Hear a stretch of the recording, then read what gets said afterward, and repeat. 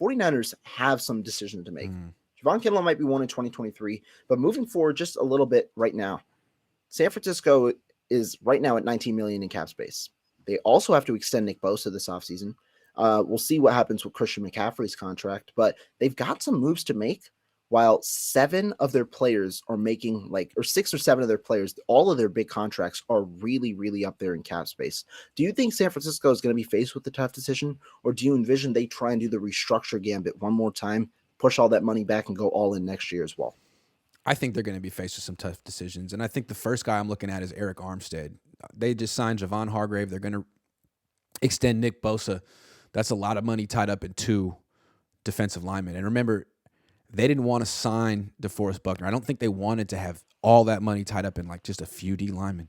So It looks kind of like Armstead might be the odd man out unless he has a huge bounce back year. He really hasn't been able to live up to the season he had in 2019. And if they cut him next year or whatever, trade him, they save up, $11.5 million. Right. So they could, that's one right there. That's one. Yeah. He needs to show that he's still an impact player. Otherwise, his cap number next year is $25.6 million. I think even if he shows he's an impact player, the 49ers entertain the move, because when you talk about it, Armstead, if he shows he's an impact player, he has trade value. There you go. You need to save money next year. That's the key, because Trent Williams makes 28 next year. Armstead makes 25.8. Kittle is nearly 20 million. I mean, Fred Warner is nearly 25 million.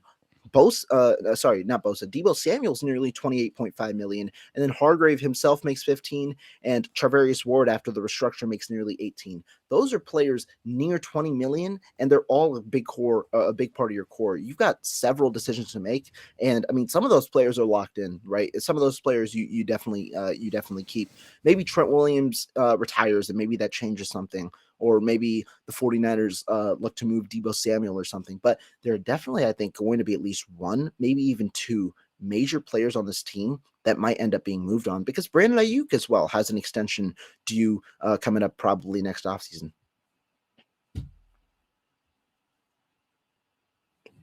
But talking about the 49ers in 2024 overall, I mean, Ark Armstead, like Grant just said, $25.8 million a year. And that's something that you do look at, because they're the 2 contracts that I'm really looking at are Ark Armstead and Deebo Samuel. Samuel, obviously, $28.5 million next year. It would be hard to move him before June 1st. It would be likely as a post-June 1st trade, because that would save $21 million, where you only take in 6.65 in dead cap. So it would be tough for Deebo Samuel. I don't know if the 49ers move off of him in 2024. Might be a little more likely in 2025, because when you talk about Deebo Samuel, Brandon Ayuk's extension next year, his first year cap hit shouldn't be too high. I don't think it eclipses $10 million.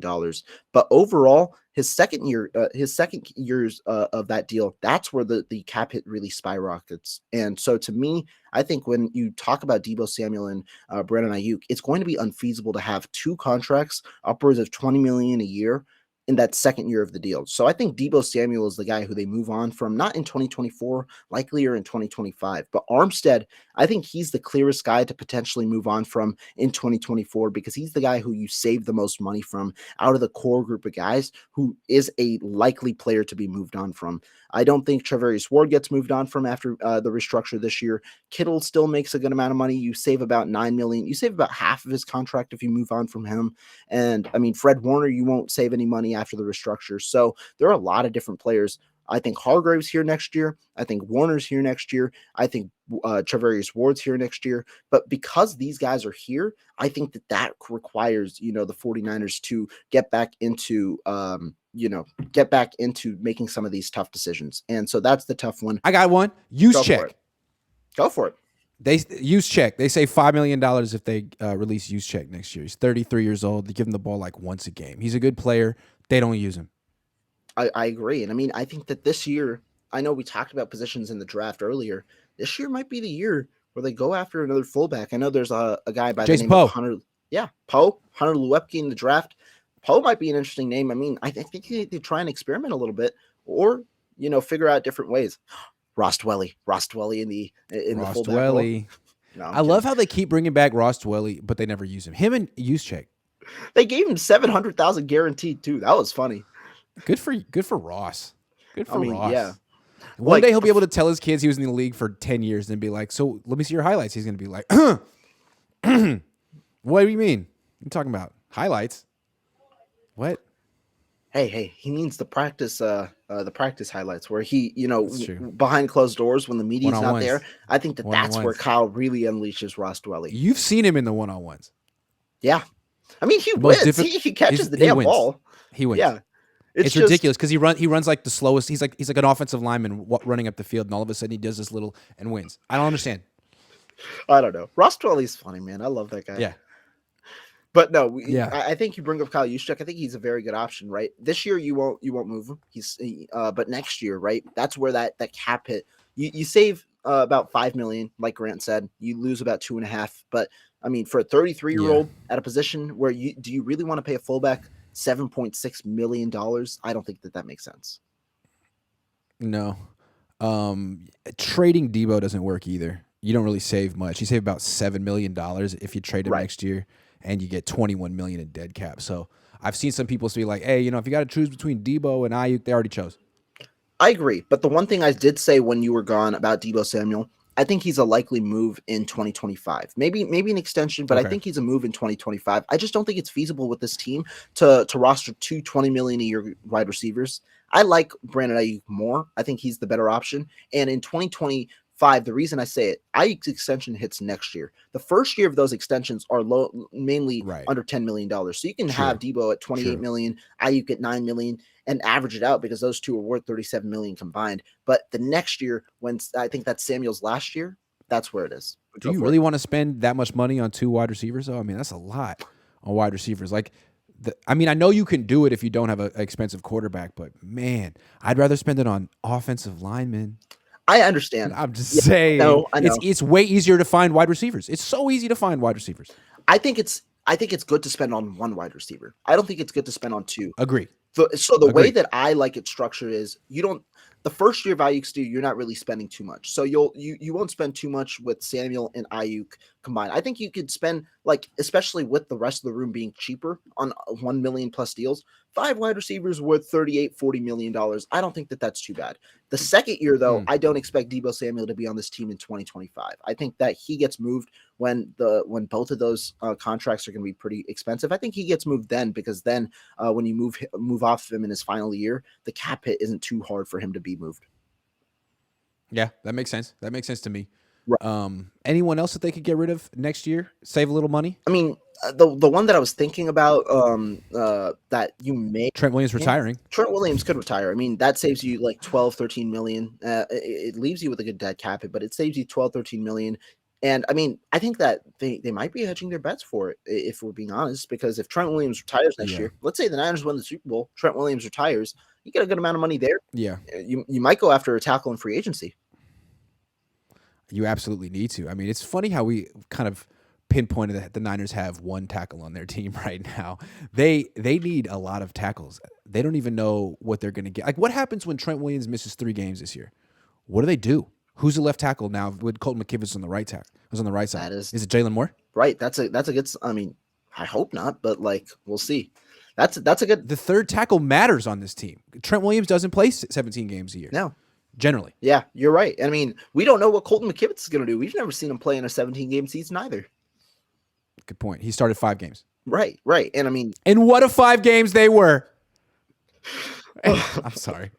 He probably hates me. He's probably watching right now being like, I hate that guy. I hate that guy. hey, I mean, Rohan's cool, though, is what he said. He can't be worse than Mike, though. It can't be worse than what you said about Mike. It's hard to be Yeah. worse. It's hard to be worse. Yeah, it's true. Real quick question That's from the true. chat Yeah. about Yannick Ngakoue. Okay. Do you think the 49ers should spend some more money on the edge position? Yannick Ngakoue, let's say, at the moment, in my opinion, I think it gets a 1-year deal. I think he incorrectly gauged the market. I don't think he gets more than a 1-year deal because it'll be too team-friendly then. Would you sign him on a 1-year deal with they can create cap space. So would you do it if the option was there? Absolutely. He's really good. I mean, it's either that or gamble on a day 2, 3 edge rusher in the draft, rookie guy. So, yeah, Yannick would be great.